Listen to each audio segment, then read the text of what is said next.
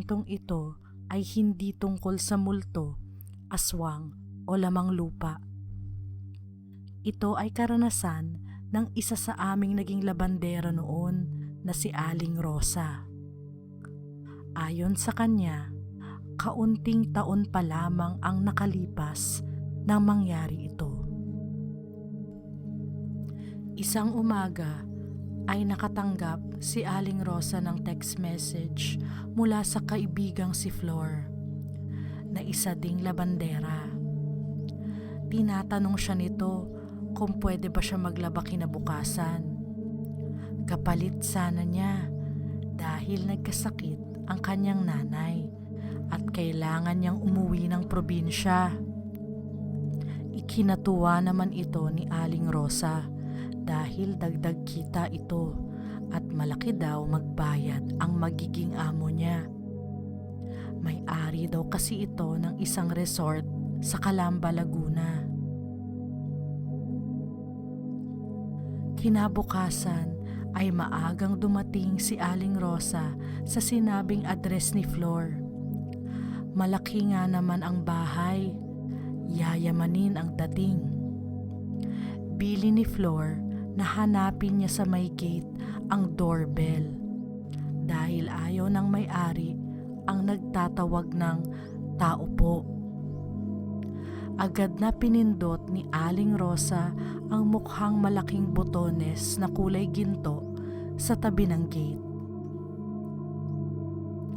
Bumukas ang gate at lumabas ang isang babae na medyo may katandaan na. Masungit ang mukha at nakaasul na uniforme. Magandang umaga po. Ako po si Rosa, yung papalit kay Flor na labandera. Bati ni Aling Rosa. Ah, ikaw na pala yan. Oo, hinihintay ka na ni Madam Josie.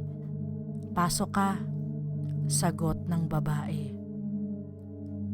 Malawak ang hardin sa loob ng bahay at may groto pa.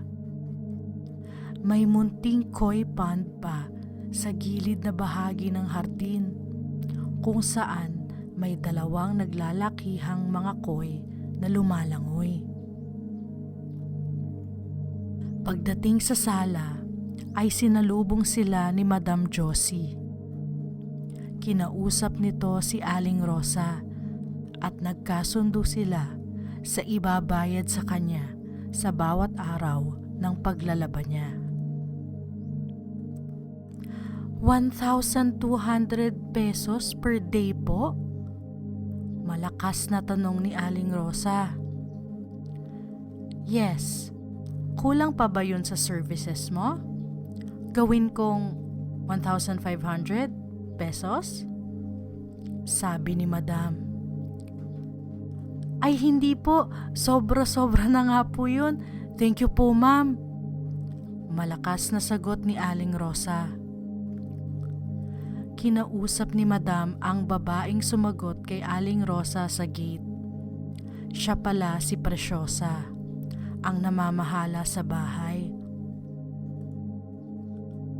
Sa utos ni Madam ay may maikling tour si Aling Rosa sa bahay, kung saan ang laundry area, sampayan at kung saan wag pupunta. Sinabi ni Preciosa na si Madam ay may nag-iisang lalaking anak na 24 years old na. Ito ay sakitin at maselan, kaya alagang-alaga ito ni Madam.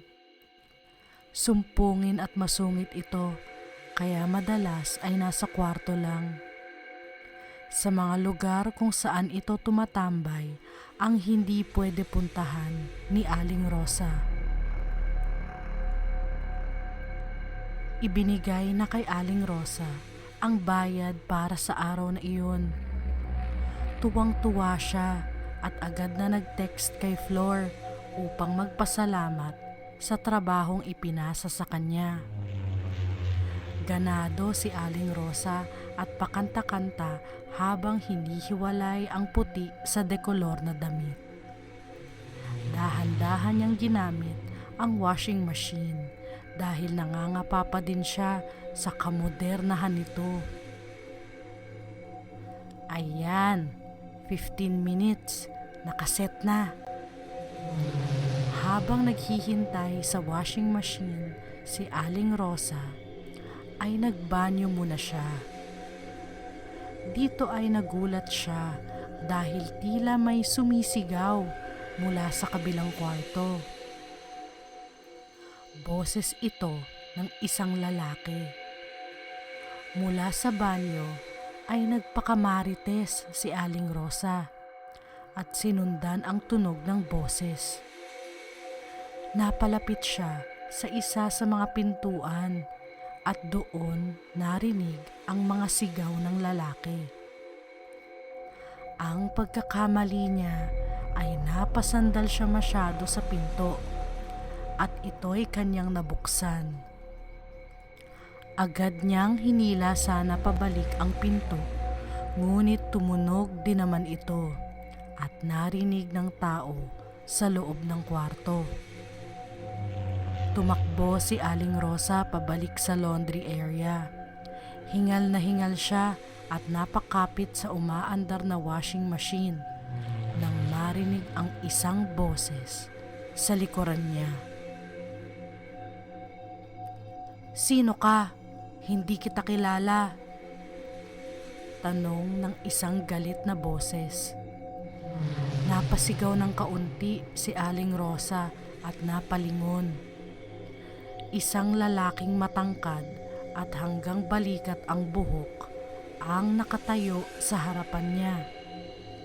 Nanlilisik ang mga mata nito. Napagtanto ni Aling Rosa na ito ang anak ni Madam na sinabi sa kanya ni Preciosa. "Ay, sir, ako po yung bagong labandera nyo, si Rosa." Kabadong sagot ni Aling Rosa. "Hindi kita kilala eh. Bakit andito ka sa bahay namin? Trespassing ka!" Pasigaw na sabi ng lalaki. Bigla itong naglabas ng kutsilyo at tila susugurin si Aling Rosa. Napasigaw na lamang ng malakas si Aling Rosa sa takot. Sila ay tila nagpatintero ng lalaki sa laundry room. Buti na lang ay dumating si Preciosa at pinigilan ang lalaki. Tinawag niya itong Raymond. Kalaunan ay napakalma niya ito at napabalik sa kwarto kung saan narinig ni Aling Rosa ang mga sigaw. Peke lang din pala ang kutsilyo na hawak nito. Kinausap ng masinsinan ni Preciosa si Aling Rosa nang kalmado na ito. Nagawi kasi si Aling Rosa sa TV room ni Raymond, isa sa bawal na lugar sa bahay. Tinandaan ito ng maigi ni Aling Rosa at nagpa siya na ipagpatuloy ang kanyang trabaho kina Madam kahit siya ay nakaranas ng nakakatakot na engkwentro sa anak nito. Baka nga naman kailangan lang ay makilala siya nito. Sa kasamaang palad ay nasundan pa ang pangyayaring ito nung sumunod na linggo. Sa pagkakataong ito ay si Aling Rosa na ang pinuntahan ni Raymond sa may sampayan at muling pinagsalitaan ng kung ano-ano. Napaiyak na lamang si Aling Rosa dahil sinabi ni Raymond na siya ay may baril. Sa takot ay sumigaw na lamang ng sumigaw si Aling Rosa hanggang sa dumating si Preciosa at tinulungan siya. Malaking pagtataka ni Aling Rosa kung bakit siya muling pinuntirya ni Raymond. Wala naman siyang nilabag na batas sa araw na iyon. Tila may problema talaga sa utak itong si Raymond. Sa pagkakataong ito ay kinausap na ni Madam si Aling Rosa at humingi ng paumanhin sa inasal ng anak. Tumango na lamang si Aling Rosa sa lahat ng sinabi ni Madam. Ngunit sa pagkakataong ito ay sigurado na siya na hindi na siya babalik sa susunod na linggo. Mas pinahalagahan niya syempre ang kaligtasan niya kaysa sa sahod na tinatanggap niya mula kay Madam. Hindi naman maipagkakaila na may matinding problema si Raymond. Ngunit pilit itong pinagtatakpan nila Madam. Dumating ang susunod na linggo at hindi na sumipot si Aling Rosa. Walang tigil ang pagtawag dito ni Madam. Ngunit walang tigil din ang pagdedma ni Aling Rosa sa mga tawag niya. Mga 3 linggo din siya kinulit nito. Pati na din si Flor ay tinatawagan siya. Ngunit hindi na niya talaga sinagot ang mga ito. Ngayon ay patuloy pa rin sa paglalaba si Aling Rosa.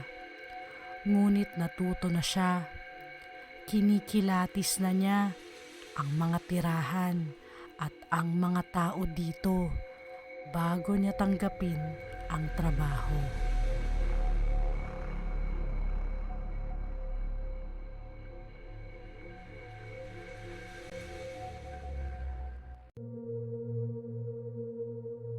Kumusta mga katakot?